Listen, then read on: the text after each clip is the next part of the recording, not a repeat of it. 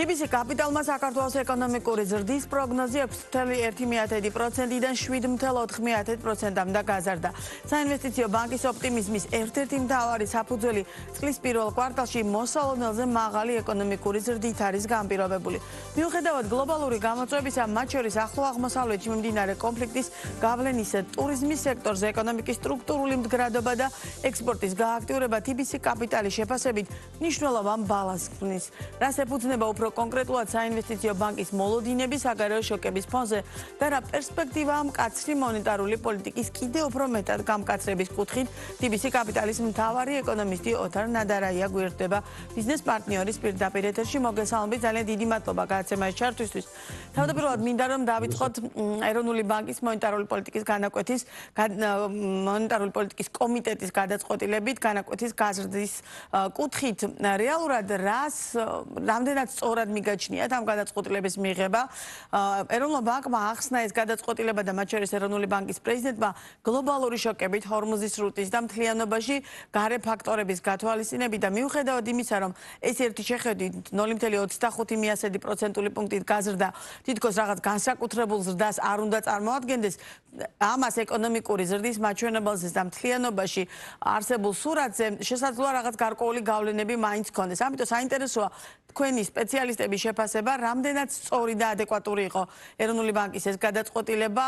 მთავარი არგუმენტი მათთვის არის ინფლაციის მართვა, რომ ინფლაცია რომ დაჩქარდა ეს ყველამ ვიცით და შესაბამისად ეს გარკვეულწილად ამ მიმართულებით გადადგმული ნაბიჯია, მაგრამ რამდენად შეიძლება ამან ინფლაციური პროცესები შეაჩეროს და მე ასევე მინდა რომ ვისაუბროთ ეკონომიკური ზრდის საკმაოდ მაღალ პროგნოზს ვარაუდობ თქვენს, ამაზე როგორ შეიძლება აისახოს ეს ყველაფერი. მოგესალმებით კიდევ ერთხელ, რა თქმა უნდა, ინფლაციის პრობლემა ახლა არ არის ახალი და ეს საერთაშორისო მასშტაბით გასაგებია რა, ვითარებაც არის. მთავარი კითხვაა, როდის დასრულდება ეს კონფლიქტი და დასრულდება თუ არა საერთოდ, თუმცა საბაზო სცენარი მაინც მოდი დავარქოთ ამას საერთაშორისო დონეზე ანალიტიკოსების არის რომ მაინც რეზოლუციისკენ მიდის ვითარება. თავისთავად ეს არ ნიშნავს რომ ასეც რომ მოხდეს, როგორც ეს სხვა შორის ეროვნული ბანკის პრეს-რელიზში აღნიშნული რომ იგივე ნავთობის ფასების, სასუქების ფასები აუცილებლად იგივე დონეს ისერად დაუბრუნდება, ეს სამწუხაროდ ასე არ არის, ისევე როგორც ეს არ ნიშნავს რომ საერთაშორისო პროგნოზები ჩვენ რაც ჰქონდა მანამდე ეს ყოველთვის მართლდებოდა, ხომ? ამიტომ თავისთავად აქ ახალი არაფერია რომ გაურკვევლობა დიდია. გეთახმებით, როგორც ყოველთვის ძალიან კარგი კითხვაა თქვენი, რამდენად იმოქმედებს 0.25% პუნქტი ინფლაციის შემცირებაზე. ახლა რა თქმა უნდა, ამის დამაბალანსებელი ფაქტორი ეს ვერ იქნება, თუმცა ჩვენი აზრით მაინც მნიშვნელოვანია, გასაგებია თქვენ სესხები ახსენებთ, ვისაც თქვათ გაუძვირდება მცირედი პროცენტი, ეს რა თქმა უნდა არ არის კარგი, მაგრამ ჩვენი აზრით ძალიან მნიშვნელოვანია რომ ინფლაციის მოლოდინების კუთხით, ანუ ის ჩანდეს რომ ოღონდ ჩვენ ასე აღვიქვით რომ ნამდვილად ჩანდეს რომ მაღალი ინფლაციაზე ცენტრალური ბანკი, ეროვნული ბანკი ჩვენ შემთხვევაში რეაგირებს და ეს ძალიან მნიშვნელოვანია არაერთი გაგებით, მათ შორის ლარის კურსის კუთხითაც და კურსს რო დაუბრუნდე, კურსის თემა რო განვარცხოთ, ანუ ჩვენ ხედავთ ბოლო პერიოდში გარკვეული გამყარების ტენდენციას, ხომ ასეა, გარკვეული. კი ბატონო. იმიტომ რომ ამ შემთხვევაში ლარის კურსი უფრო ქმედითი ინსტრუმენტია, ხომ? გარკვეულწილად რო შემცირდეს ინფლაცია ახლა. მკვეთრი შემცირებას თეორიულად შეძლებელია, მაგრამ ეს უკვე სხვა მიმართულებებით იმოქმედებს, ხომ? ნეგატიურად ახლა. ანუ ბატონო ოთარ, პირდაპირ ვკითხულობ და ამიტომ თუ შეიძლება რომ რამდენად შესაძლებელია პირდაპირ მიპასუხოთ. ეს გადაწყვეტილება თქვენი საუბრიდან გამომდინარე ინფლაციაზე რაღაც განსაკუთრებულ მოლოდინებს არ ქმნის, იმ კუთხით რომ ინფლაციაზე იმდენად იმოქმედებს, რომ შემცირების ტენდენციას ვნახავთ, თუმცა გლობალური ფაქტორების გათვალისწინებით მაინც ვარაუდობთ, რომ ინფლაციური პროცესი შეიძლება შემცირებისკენ წავიდეს? არა, იმოქმედებს ახლა ვერ გადაწონის ეს ხომ ასეა, ეს ერთი. მეორე, ანუ საერთაშორისო პროგნოზები დიახ, მართლაც ასეა, ანუ ინფლაციის პროგნოზი შემცირებისკენ არის, ისევ და ისევ ამ პერიოდში ზრდის შემდეგ. ახლა ამ კუთხით ჩვენ ასე უნდა შევაფასოთ, მე მგონი ობიექტურად, რომ მონეტარული პოლიტიკის განაკვეთის ცვლილება ხა მithumetes წარსულზე ვერ მოქმედებს ხომ ასე ანუ იმოქმედებს მომავალზე ეს შეიძლება მომავალ 12 თვის პერიოდი იყოს ხომ ამიტომ ახლა უფრო მეტი თუ ეს არის კითხვა რომ უფრო მეტი აწევა კურსის მაშინ როცა პროგნოზი არის რომ ისევ და ისევ როგორც თქვით დათქმებით ხომ რომ ასე თუ ისე დანორმალიზებისკენ შეიძლება იყოს რა თქმა უნდა ეს არ იქნებოდა მართებული ხომ ამიტომ მე ვფიქრობ რომ ჩვენ მაგალითად ჩვენი პროგნოზი რო თქვა, ანუ ჩვენ მქონდა ან 8 იგივე შენარჩუნება, ან მცირედ გაზრდა. უფრო უცვლელ დატოვებისკენაც კი, ხო? იხრებოდით. კი ბატონო, რაც შეეხება აი ეკონომიკური ზრდის მაჩვენებას, თქვენ ხართ ის დაუშვათ საინვესტიციო ბანკი, რომელმაც გაზარდეთ ეკონომიკური ზრდის მაჩვენებელი, საკმაოდ მნიშვნელოვანი ზრდა გვაქვს ყოველ შემთხვევაში თქვენი გაცვლებით გვექნება. და ამის თავარ წინაპირობა გახდა პირველი კვარტლის მაჩვენებელი, რომელიც შეუძლებელია რომ ვინმე თქვას რომ დაუშვათ რეალურად არის მაღალი, იმიტომ რომ მარტი 10%-ზე მეტი და 9%-ზე მეტი იყო კვარტალი. აბსოლუტურად ლოგიკური და გასაგებია თქვენი ეს გადაწყვეტილება, მაგრამ რეალურად იმ ნაბიჯების ფონზე, რომელსაც ახლა ეროვნული ბანკი დგამს და ეროვნული ბანკის ნაბიჯების გასაგებია, იმიტომ რომ გლობალურად საკმაოდ რთული ვითარებაა მსოფლიოში ინფლაციური დაწოლის კუთხით, აი ამ ფონზე რამდენად რეალურად შესაძლებელია რომ კვლავაც ასეთი მაღალი ეკონომიკური ზრდა მივიღოთ წლის ბოლოსთვის? პირველ რიგში დავამატებ რომ ძალიან მნიშვნელოვანია ინფლაციური მოოდინების მართვა ძალიან მინდა ჩვენ ტელემოყურებელს ობიექტურად უთხრა იმიტომ რომ ჩვენ თუ ინფლაციაზე რეაგირებას საერთოდ არ გავაკეთებთ ხომ მესმის რომ აწევა შეიძლება განაკვეთის ბევრს არ მოწონს და ეს გასაგებია ობიექტურად მაგრამ ინფლაციაზე რეაგირება თუ არ იქნება ანუ მომავალში ზრდას შეექმნება პრობლემა ეს ახლა ახალი არ არის ხომ არც საქართველოსთვის არც სხვა ქვეყნისთვის ამიტომ ის ფაქტი რომ როცა ინფლაციის რისკები არის და ნუ რაღა რისკები ხა გასაგებია რომ გაიზარდა ამაზე რომ ეროვნული ბანკი რეაგირებს მე ვფიქრობ ეს არის ძალიან მართებული ამ შემთხვევაში ხა დასრად შეეხება თქვენიც თქვენს ეთერშიც ბევრჯერ და მადლობა ყოველთვის მოწვევისთვის ჩვენ ისტორიულად მაღალი ზრდის პროგნოზები ქონდა ეს 22 იყო 23 თუ შეიძლება 24-ის თუმცა ბოლო პერიოდში უფრო რაღაცნაირად გამოგვივიდა უკვე ასე რომ კონსერვატიული პროგნოზებით ვიწყებთ მაგალითად ჩვენ შარშან მინდა გამჭვირვალედ უთხრა ჩვენ ტელემოყურებელს რომ შარშან მაგალითად ჩვენ 2026-ის პროგნოზი 4.5-იც კი ქონდა, ანუ ყველაზე დაბალი ქონდა ამ შემთხვევაში, დიდი პატივისცემით სხვა საერთაშორისო ორგანიზაციებს და სხვა ანალიტიკოსებს თუ შევადარებთ.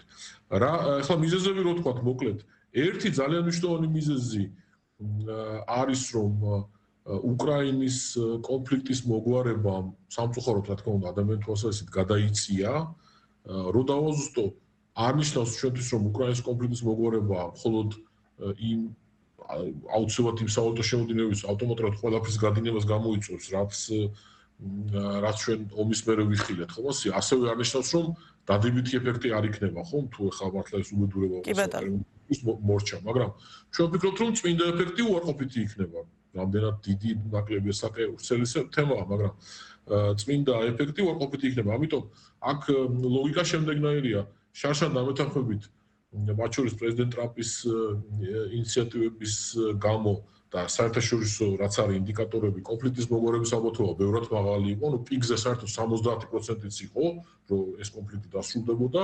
დღეს წელს რო დასრულდება სამწუხაროდ ისევ და ისევ ეს კონფლიქტი უკვე თითქმის 25%-ზე დაეცა ეს ალბათობა. ამიტომ ისევ და ისევ ზრდის ეკონომიკური ზრდის კუთხით, რა თქმა უნდა ადამიანთა თვალსაზრისით ხა ჩვენ ყველა ველით რომ როგორღაც მორჩეს ეს მართლა ტრაგედია რაც ხდება, მაგრამ ზრდის კუთხით ჩვენ ვფიქრობთ რომ ეს უარყოფითი იქნება, ანუ რაც თქვათ იყო იმის ნაწილი უარყოფითი იქნება, ნაწილი ხას უსვამ.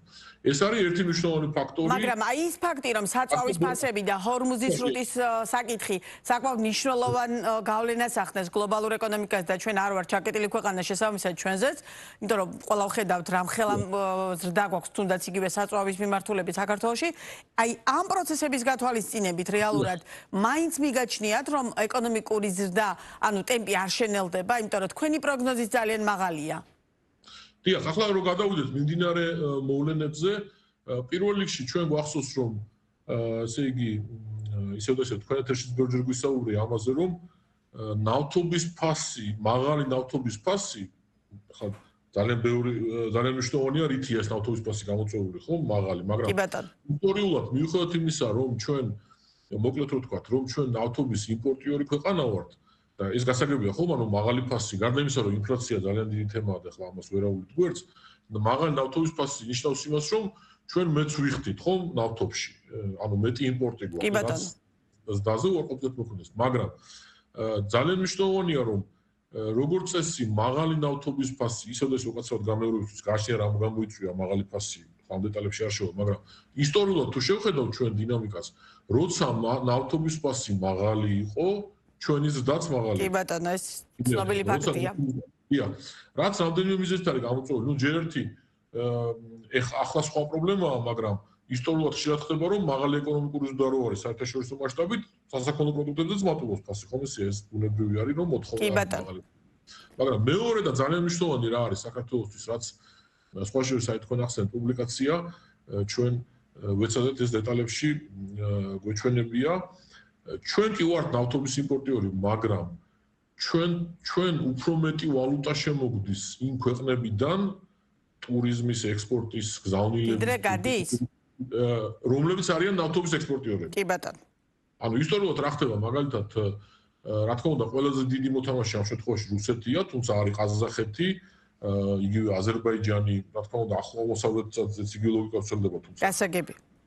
ეს გამო ის სხვა არის. ანუ ლოგიკა როგორ მუშაობს, რომ ესე იგი, როცა მაგალითად ნავთობის ფასი იზრდება, ჩვენი ხარჯები იზრდება, მაგრამ მაგალითად აზერბაიჯანი მდიდრდება და უფრო მეც ხარჯავენ, ხო? იგივე რუსეთის შემთხვევაში. ამიტომ ისტორიულად ის რომ ჩვენ ნავთობის მაღალი ფასი ინფლაციის გარდა, ხო, რომ აუცილებლად ჩვენთვის ზრდას შეამცირებს, ეს ასე არ არის. გარდა ამისა, ახლა მთავარი რა არის, ახლა რაც მოხდა, ანუ ჩვენ კვლავ გვაქვს ტურიზმზე საკმაოდ უარყოფითი ზეგავლენა, ხო? კი ბატონო. მარტი არ ჩანს, რომ მარტში მნიშვნელოვნად უმჯობესდება სურათი, თქვენ იცით, რომ ფრენებსაც და ყოველდღიურ სტატისტიკასაც ჩვენ ვაქვეყნებთ ისე როგორც სხვა წყაროები, უფრო დროითი ჩამორჩენით, ანუ ჩვენ უახლეს ინდიკატორებს ვცდილობთ, რომ სულ გავაზიაროთ. ანუ ტურიზმის სექტორში ეს არ არის დიდი პატივისცემით იმ ინდუსტრიის, იმ სასტუმროების მიმართ, რომლებიც ძალიან დამოკიდებული იყვნენ ამ რეგიონებზე, მაგრამ თლიანობაში ეს არ არის ძალიან კატასტროფული ვარდნა, რა თქმა უნდა, კოვიდისთან ახლოსაც არ არის, მაგრამ მნიშვნელოვანი ვარდნაა, შეიძლება იყოს 17% დაახლოებით ჩვენი გათვლებით წელიწადზე. მაგრამ ამავდროულად რა მოხდა? გაიზარდა სასუქების ფასები, ასევე თქვენ იცით, რომ ნავთობის რეექსპორტიორი ქვეყანა გავხდით ჩვენ, იგივე ყულების მიმართულებით და სხვა სასაქონლო ექსპორტები გაიზარდა. ანუ თქვენ თუ შეხედავთ ბოლო 3 თვეში და მათ შორის მარტი-აპრილის გათვლები გვაქვს ჩვენ ბოლო 4 თვეში წელიწადთან და მათ შორის რა თქმა უნდა მარტი-აპრილია მთავარი, ანუ რაც ტურიზმი შემცირდა თანხმობრივად რო ვთქვათ და რაც ჩვენ ნავთობში მეტი გადავიხადეთ იმპორტი, ანუ ექსპორტის და ამ ორივეზე მეტია. კი ბატონო, გასაგებია და ამა ყველაფერმა დააბალანსა ბუნებრივია. ძალიან დიდი მადლობა. საინტერესო. დიახ, გისმენთ. მოკლედ თუ შეიძლება.